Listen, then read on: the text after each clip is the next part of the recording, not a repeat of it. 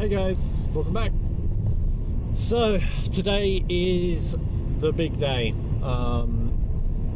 It's MOT day, so the first MOT for my car.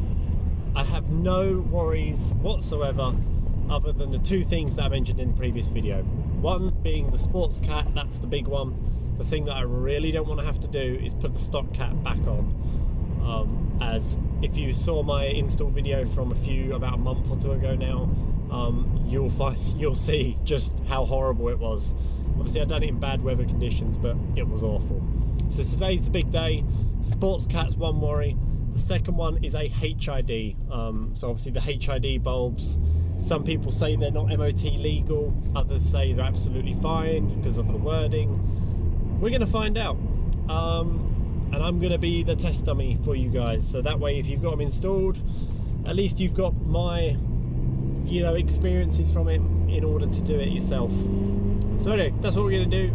We're heading to an MOT garage about half an hour away. That'll allow me to kind of put my foot down a bit, warm up my cat as much as I can, and I'll give him a slight heads up. I spoke to the guy on the phone, he sounds really, really nice. So I'll give him a slight heads up in terms of the reason why maybe my car has been left on while he's kind of dealing with me at reception, as I will be leaving my car on the whole time, and I'll see if he can do the emissions test first, obviously just after the motorway test, and we'll see what he says, and we'll see what he comes back with. That's a nice Subaru. Woo! Nice. Anyway, we're going to travel there. We're driving there now. Once again, the things that I've done in order to kind of get ready for this MOT test, I've detuned my car to stage 1 plus, and I must admit I've been driving for about 10 minutes already, and the difference between stage 1 plus and stage 2 pro is night and day. So I would highly suggest stage 2 pro. I know it's completely irrelevant to this current conversation we're having, but it's night and day. Anyway, we'll see what happens. The next video you'll see is me after my test, and I'll have my little piece of paper that will tell me whether we've passed or not. Hey guys, welcome back. So, the MOT's done. Did it pass? Did it fail? Let's find out.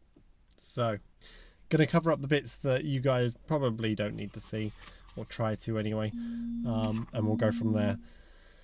But needless to say, the prep may have worked. So let's just spin the camera around and I'll show you my certificate. So there we have it, guys. My little Fiesta ST, which has got a sports cap, HIDs, everything has passed. So there you go. We'll flick onto the next page and I'll show you. Obviously if anything pops up I'll just block it out on my screen, but so in terms of the idle test, it all passed. Second idle test, not done, didn't need to. Natural idle test, it wasn't checked, but it passed on CO2 in terms of the emissions.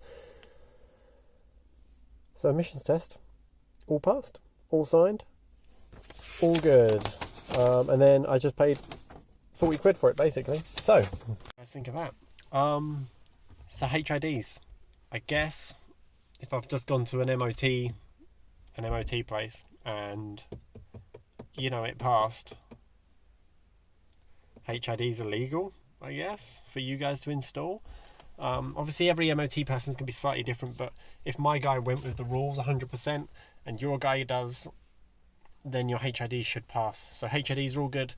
The Miltech Sports Cat, he did mention one thing, and he said on idle it was close to not passing. So just sitting there on idle, it was close to not passing. But he said he just done the rev test and it was fine. It allowed him to kind of just pass it through by revving the car rather than just sitting there on idle and taking the emissions from that. So there you go. I guess that concludes the video. So she passed. She passed the MOT.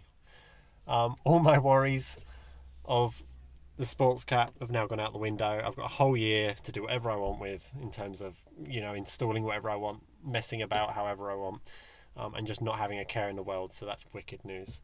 So thank you guys for watching. Remember to like my Instagram, which is probably going to pop up up there somewhere. If you guys want me to do any reviews of any products, or you own a company or anything like that, just hit me up, send me an email. There's my email down below, or you can just comment here and I'll get in contact with you somewhere or another.